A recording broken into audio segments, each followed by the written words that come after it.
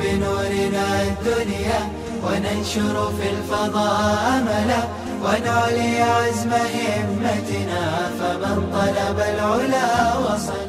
بسم الله الرحمن الرحيم. الحمد لله رب العالمين والعاقبة للمتقين والصلاة والسلام على سيد الأنبياء والمرسلين سيدنا وحبيبنا وحبيب رب العالمين محمد وعلى آله وأصحابه ومن هدى بهديه إلى يوم الدين. وبه قال حدثنا محمد بن إسماعيل قال حدثنا علي بن عبد الحميد الكوفي قال حدثنا سليمان بن مغيرة عن ثابت عن أنس رضي الله عنه وعنهم أجمعين قال كنا نتمنى أن يبتدي الأعرابي العاقل فيسأل النبي صلى الله عليه وسلم ونحن عنده فبين نحن كذلك إذ أتاه أعرابي فجثى بين يدي النبي صلى الله عليه وسلم فقال يا محمد إن رسولك أتانا فزعم لنا أنك تزعم أن الله أرسلك فقال النبي صلى الله عليه وسلم نعم قال فبالذي رفع السماء وبسط الأرض ونصب الجبال الله أرسلك فقال النبي صلى الله عليه وسلم نعم قال فإن رسولك زعم لنا أنك تزعم أن علينا 5 صلوات في اليوم والليلة فقال النبي صلى الله عليه وسلم نعم قال فبالذي أرسلك الله أمرك بهذا قال نعم قال فإن رسولك زعم لنا أنك تزعم أن علينا صوم شهر في السنة فقال النبي صلى الله عليه وسلم صدق قال فبالذي أرسلك الله أمرك بهذا قال النبي صلى الله عليه وسلم نعم قال فقال النبي صلى الله عليه وسلم صدق قال فبالذي أرسلك الله أمرك بهذا قال النبي صلى الله عليه وسلم نعم قال فإن رسولك زعم لنا أنك تزعم أن علينا في أموالنا الزكاة فقال النبي صلى الله عليه وسلم صدق قال فبالذي أرسلك الله أمرك بهذا قال النبي صلى الله عليه وسلم نعم قال فإن رسولك زعم لنا أنك تزعم أن علينا الحج إلى البيت من استطاع إليه سبيلا فقال النبي صلى الله عليه وسلم نعم قال فبالذي أرسلك الله أمرك بهذا فقال النبي صلى الله عليه وسلم نعم فقال والذي بعثك بالحق لا أدع منهن شيئا ولا أجاوزهن ثم وثب فقال النبي صلى الله عليه وسلم إن صدق الأعرابي دخل الجنة. امام ترمذی فرماتے ہیں اپنے شیخ محمد بن اسماعیل بن ابراہیم بن المغیرہ الجعفی سے روایت کرتے ہیں ابو عبداللہ البخاری. سمجھ میں آئی بات؟ کون ہے؟ ارے امام بخاری ہے یہ جو بیان کر رہے ہیں نا اس روایت میں. وَبِهِ قَالَ حَدَّثَنَا مُحَمَّدُ بْنُ اسماعیل. تو محمد بن اسماعیل سے مراد کون ہے؟ امام بخاری ہے، اس لیے کہ امام بخاری ان کے شیخ ہے. تو محمد بن اسماعیل بن جعفر بن المغیرہ الجعفی ابو عبداللہ البخاری جن کے بارے میں کہا انہو جبل الحفظ، حفظ حدیث کا پہاڑ، وامام الدنیا فی نقد الحدیث، نقد حدیث کے باب میں علی الاطلاق یہ امام الدنیا ہے، دنیا کے سب سے بڑے امام مانے جاتے، اسی لیے آپ کو امیر المؤمنین فی الحدیث کہتے ہیں. حضرت شیخ عبد الفتاح ابو غدہ رحمہ اللہ نے ایک کتاب لکھی ہے، بڑی دلچسپ کتاب ہے، امراء المؤمنین فی الحدیث. کون کون وہ شخصیتیں ہیں جن کو امیر المؤمنین فی الحدیث کے لقب سے یاد کیا گیا اور پھر ان سب کی سیرتوں کو آپ نے کیا کیا ہے، جمع کیا ہے. کیسے کیسے کام کرتے لوگ. تو انہوں نے ان سب کا کن کن کو امیر المؤمنین فی الحدیث کہا گئے، کہا ان سب کی سیرت کو پڑھنے سے تعلق رکھتی ہے، شوق ہے تو. علی بن عبد الحمید الکوفی، امام بخاری اپنے شیخ علی بن عبد الحمید الکوفی سے روایت کو نقل کرتے ہیں. قبیل ازد سے ان کا تعلق ہے، شیبان کے رہنے والے تھے. ابو الحسن ان کی کنیت تھی، البتہ سکونت کوفہ میں اختیار کی، کوفہ کے بغیر تو کام چلے گا نہیں. ثقۃ، ثقہ راوی ہے.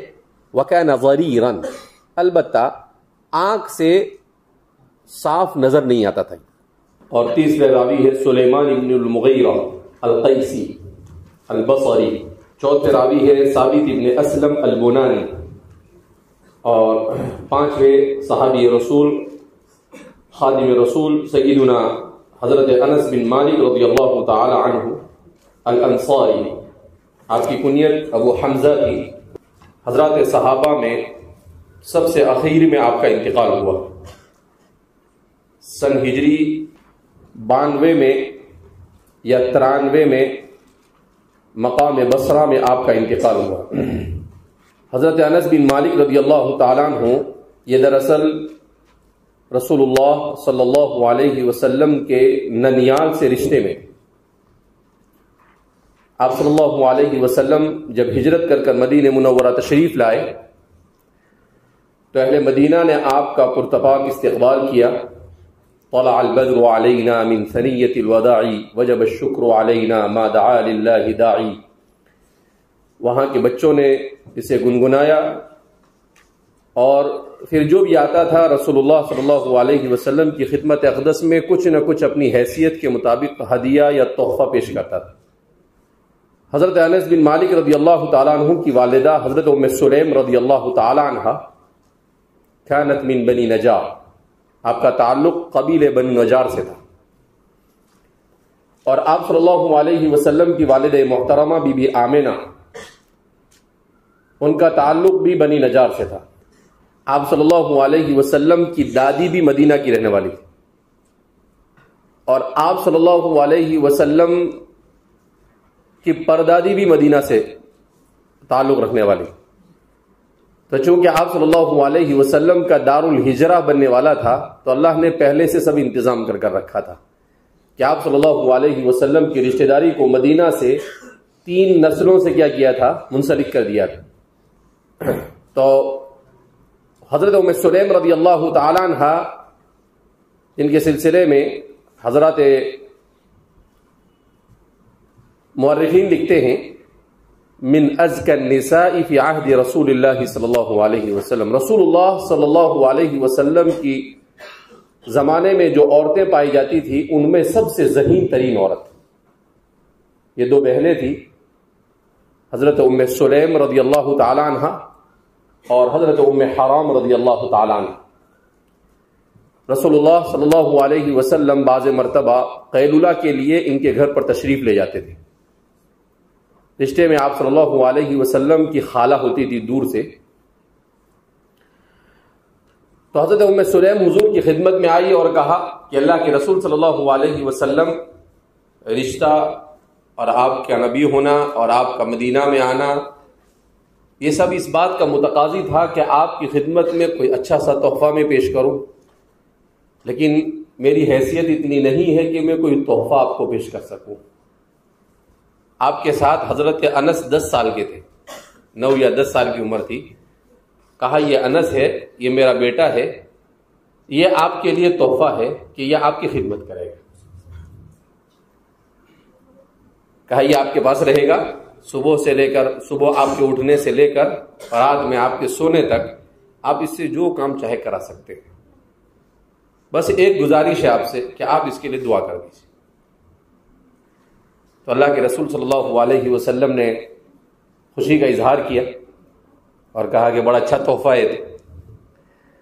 اس کے بعد آپ صلی اللہ علیہ وسلم نے حضرت انس کو 3 دعائیں دی، اللہم بارک فی رزقہ، اللہم بارک فی ولدہ، اللہم بارک فی مالہ۔ اے اللہ اس کے رزق میں برکت دے، اے اللہ اس کے اولاد میں برکت دے، اور اے اللہ اس کی عمر میں برکت دے۔ حضرت انس فرماتے ہیں کہ تینوں دعا میرے حق میں قبول ہوئی۔ حضرت انس آپ نے تقریباً 103 سال کی عمر پائی۔ تبارک اللہ فی عمری، اللہ نے آپ کی عمر میں برکت دی۔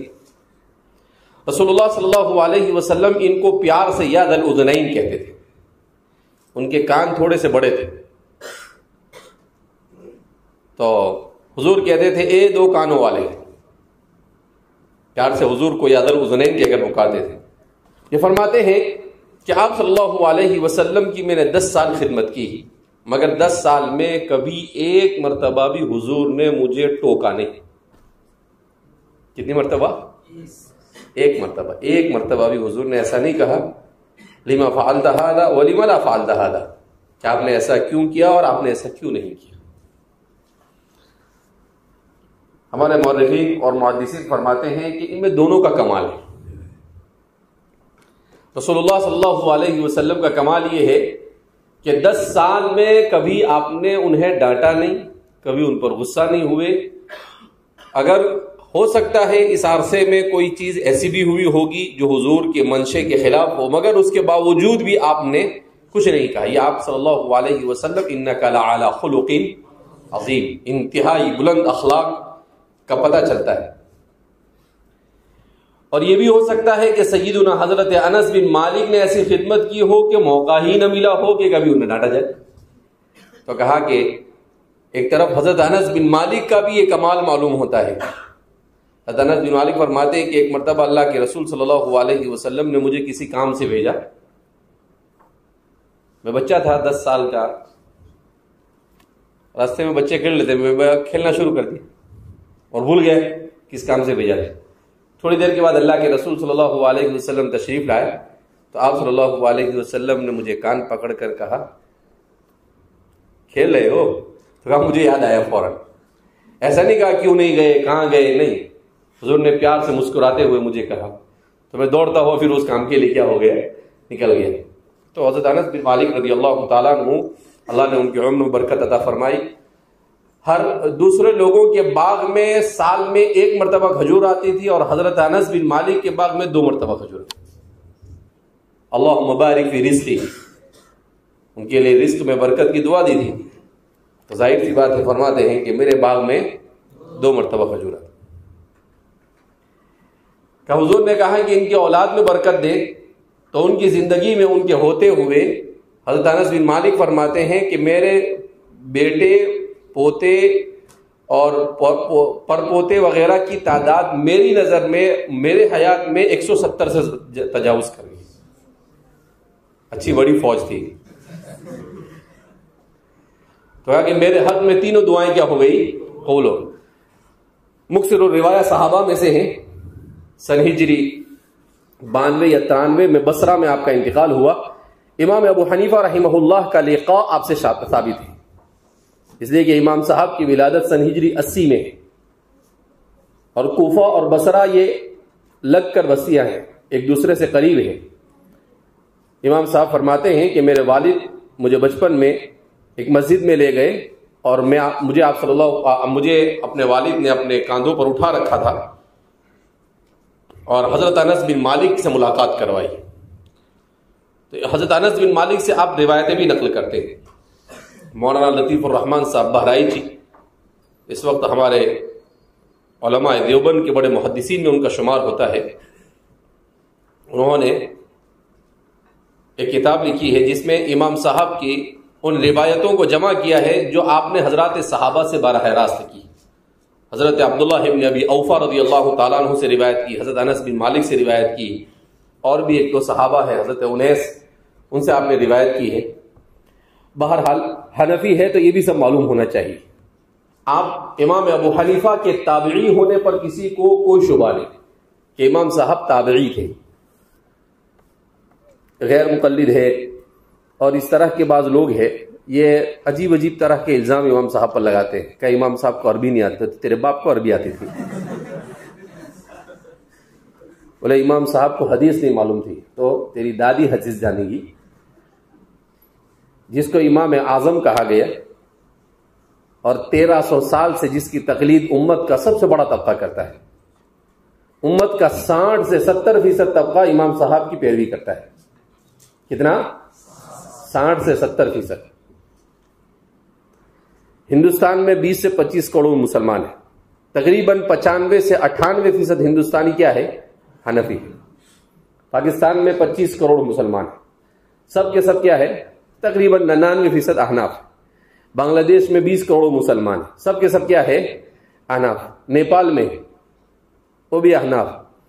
اسی طریقے سے انڈونیشیا، ملیشیا میں بڑی تعداد میں احناف پائے جاتے ہیں. بہت سارے افریقی ملکوں میں احناف پائے جاتے ہیں. یوروپ کے بہت سارے ملکوں میں جو دعوت کا کام زور و شور سے ہو رہا ہے وہ کرنے والے احناف ہیں. تو اللہ نے کسی کو مقبولیت عطا فرمائی تو ایسی اللہ مقبولیت نہیں عطا فرماتے ہیں. امام صاحب اتنے زبردست محدث تھے کہ امام ابو یوسف یعقوب بن ابراہیم البجلی الانصاری آپ کے سب سے ممتاز شاگرد، وہ فرماتے ہیں کیونکہ ان کا جو رنگ تھا، ان کا جو ذوق تھا، ان کا جو مزاج تھا وہ حدیث کا مزاج تھا، محدث تھے. مگر امام صاحب کی صحبت نے ان کو فقیہ بنا دیا. امام محمد یہ لغوی تھے، فقیہ نہیں تھے، مگر امام صاحب کی صحبت نے کیا بنا دیا؟ ان کو فقیہ بنا دیا. تو وہ فرماتے ہیں کہ کوفہ میں کبھی کوئی محدث آتے تھے تو ہم لوگ، حدیث کا شوق تھا تو ان کے پاس جا کر حدیث سنتے تھے. پھر وہ حدیث سن کر آتا میں اور امام صاحب کی خدمت میں حاضر ہوتا سبق میں، تو میں امام صاحب سے کہتا تھا کہ حدثنی فلان و فلان و فلان. تو امام صاحب مجھے کہتے تھے وقد حدثنی فلان و فلان، وہی حدیث امام صاحب اپنی 2-4-5 سند کے ساتھ سنا دیتے تھے. تو فرماتے ہیں کہ کبھی میری زندگی میں ایسا نہیں ہوا کہ امام صاحب کے ساتھ میں 25 سے 30 سال سے زیادہ عرصہ رہا، کبھی ایسا نہیں ہوا کہ کوئی حدیث میں نے سنائی ہو اور امام صاحب نے ایسا کہا ہو کہ یہ پہلی مرتبہ میں سن رہا ہوں. جب بھی میں کوئی حدیث سناتا تھا تو امام صاحب اپنی 2-4 سندوں کے ساتھ وہ حدیث کیا کرتے تھے؟ مجھے سنا دیتے تھے. اور بھائی اجتہاد کرنا ہے تو اجتہاد کرنے کے لیے عربی جاننا بھی ضروری ہے، اجتہاد کرنے کے لیے حدیث سے واقفیت بھی ضرور ہے، اجتہاد کرنے کے لیے تفسیر سے واقفیت بھی ضرورت، اجتہاد کرنے کے لیے علم کلام سے واقفیت بھی ضرور ہے، اصول فقہ سے واقفیت بھی ضروری ہے. ان سب سے واقفیت ہوگی تو اجتہاد کرے گا. تو ظاہر سی بات ہے اگر امام صاحب کا اجتہاد اتنا سکسیس تھا، علامہ انور شاہ کشمیری رحمۃ اللہ علیہ فرماتے تھے کہ یہ حضرت عیسیٰ علیہ السلام آئیں گے اور 4 فقہ میں سے اگر کسی ایک فقہ کے انتخاب کی باری آئیں گی تو فقہ حنفی کو منتخب کریں. تو کسی نے کہا کہ حضرت اتنا زیادہ غلو مت کرو آپ. کہا میں اعلیٰ وجہ البصیرہ کہتا ہوں. علامہ انور شاہ کشمیری فرماتے تھے کیوں؟ کہا اس لیے میں کہتا ہوں کہ وہ اس فقہ کو اختیار کریں گے جو اقرب الی الکتاب والسنہ ہو، اور اقرب الی الکتاب والسنہ اگر 4 فقہ میں کوئی ہے تو وہ فقہ حنفی ہے. وہ کیا ہے؟ فقہ حنفی. لہذا اس بنا پر اپنے حنفی ہونے پر آدمی کو کسی غیر مقلدیت، انکار حدیث، اس طرح کے فتنے بہت زیادہ رائج ہیں، ان چیزوں سے متاثر نہیں ہونا چاہیے آدمی کو. کل ایک آدمی نے کلپ بھیجی کہ یہ کوئی قاسمی صاحب ہے اور کیا کہہ رہے ہیں آپ سنو. تو 2-3 منٹ کی کلپ تھی. ان کو کسی نے سوال کیا کہ لوگ غیر مقلد بہت ہو رہے ہیں. تو سب سے پہلی بات تو ایسا ہے بھی نہیں. آپ نے سنا کسی کو کہ بھئی کوئی حنفی تھا غیر مقلد بنا؟ میری زندگی میں نے تو آج تک نہیں سنا ہے. تو حقیقت واقعہ کے خلاف 2 منٹ کے لیے بالفرض محال مان لو کہ ہو بھی رہے. تو اس نے کہا کہ اصل میں علماء احناف اس زمانے میں جو ہے وہ اپنے مسائل کے ساتھ حدیث نہیں بیان کرتے، اس لیے لوگ غیر مقلد بن جاتے ہیں. میں نے کہا کہ پوری سیاہ ستہ کو حنفی بنا دیتے ہیں، اور کتنی حدیث بیان کرنے کی چاہیے تمہیں؟ وہ ہم لوگ جو حدیث پڑھائی جاتی ہیں ان کتابوں کو، تو یہاں پر کیا ہوتا ہے کہ بھئی یہ ہمارے مستدل کیسے بن رہی ہے، اور اگر ہمارا مستدل نہیں بن رہی ہے تو کون سی حدیث ہمارا مستدل ہے؟ ہمیں پڑھاتے ہیں نا اسی انداز میں. تو 8-8 10-10 حدیث کی کتابیں اس طریقے سے پڑھائی جاتی ہے. سیاہ ستہ پڑھائی جاتی ہے، معطئین پڑھائی جاتی ہے، مشکات پڑھائی جاتی ہے. تو ظاہر سی بات ہے پھر اس کے بعد وہ کہتا ہے کہ فقہ حنفی جو ہے وہ دلائل کے اعتبار سے مضبوط نہیں. پھر میں نے نکالا اس کا بایو ڈیٹا کہ کون ہے. تو وہ اصل میں عمر آباد میں پڑھانے والے تھے، وہ قاسمی بھی تھے وہ، لیکن وہ اصل پڑھے ہوئے تھے عمر آباد کی. اب وہ عمر آباد جو ہے وہ جامعہ دارالسلام کر میں گیا ہوں وہاں پر ایک مرتبہ. وہ ہمارے غیر مقلدین احباب کا ادارہ ہے، البتہ وہ متشدد نہیں، ٹھیک ٹھاک ہے، مطلب وہ مناظرہ اور اس طرح کا مزاج ان کا نہیں. ہندوستان میں جتنے بھی غیر مقلد ادارے ہیں ان اکثر غیر مقلد اداروں میں فقہ کے طور پر ہدایہ اور احناف کی کتابیں پڑھائی جاتی ہیں،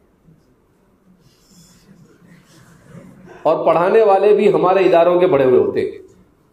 نہ فقہ کی کتاب ان سے بند پڑتی ہے نہ اس کا پڑھانا بند پڑتا ہے. تو میں نے کہا کہ اصل میں یہ آدمی عمر آباد کے غیر مقلد مزاج سے پڑھے ہیں، اور ظاہر سی بات ہے کہ آدمی کا ایک بیک گراؤنڈ ہوتا ہے تو اس کے اثرات ان کے اندر واقع تھی کہ 1 آدھ سال پڑھ کے قاسمی واسمی بن گئے ہوں گے، لیکن اس سے ایسے ضروری نہیں ہے کہ یہ فکر آئے. لہذا اس بنا پر اس کو کوئی زیادہ سیریس لینے کی ضرورت ہے نہیں. بہرحال تو حضرت انس بن مالک رضی اللہ تعالیٰ عنہ اللہ کے رسول صلی اللہ علیہ وسلم کی بڑی زوردار خدمت کی، اور آپ صلی اللہ علیہ وسلم کی خدمت کے طفیل میں آپ کو اللہ رب العزت نے دنیا اور آخرت کی عزتوں سے نوازا. لطائف اسناد، مصنف کی یہ روایت خماسیات المصنف میں سے ہے، یعنی 5 واسطوں سے رسول اللہ صلی اللہ علیہ وسلم تک پہنچتی ہے. یہ روایت مسلسل بالبصریین ہے، عام طور پر اس کے راوی بصرہ کے رہنے والے ہیں. صرف امام بخاری بخارا کے ہیں، اور ایک اور راوی جو امام صاحب نے جن سے روایت نقل کی ہے وہ کوفہ کے ہیں، ورنہ 3 راوی اس میں بصریین ہیں. تیسرا لطیفہ یہ ہے کہ ثابت البنانی کہ حضرت انس سے روایت کرنے والوں میں سب سے زیادہ معتبر اور اثبت مانے جاتے ہیں. دیکھو انسان جیسا کرتا ہے اللہ رب العزت دنیا ہی میں اس کے ساتھ ویسا سلوک کرتے ہیں. یہ ثابت بنانی کون ہے؟ فرماتے ہیں لازم انس بن مالک 40 سنة، حضرت انس بن مالک کے ساتھ 40 سال تک رہے. جیسے حضرت انس نے حضور کی خدمت کی، ثابت بنانی نے حضرت انس کی خدمت کی. انہوں نے 10 سال کی اور انہوں نے 40 سال کی. تو اس لیے فرماتے ہیں کہ حضرت انس کے تلامذہ میں سب سے ممتاز ثابت بنانی کو مانا جاتا ہے، اور وہ اس سند میں پائے جاتے ہیں. اور ایک لطیفہ یہ ہے کہ جو 7 ایسے صحابہ ہیں جنہیں مکثر الروایہ کہا جاتا ہے، جن سے 1000 سے زیادہ روایتیں منقول ہے، سے 7 صحابہ ہیں، ان میں حضرت انس بن مالک ہے، ان کی روایت ہے یہ. آپ نے 2286 حدیثیں آپ سے منقول ہیں.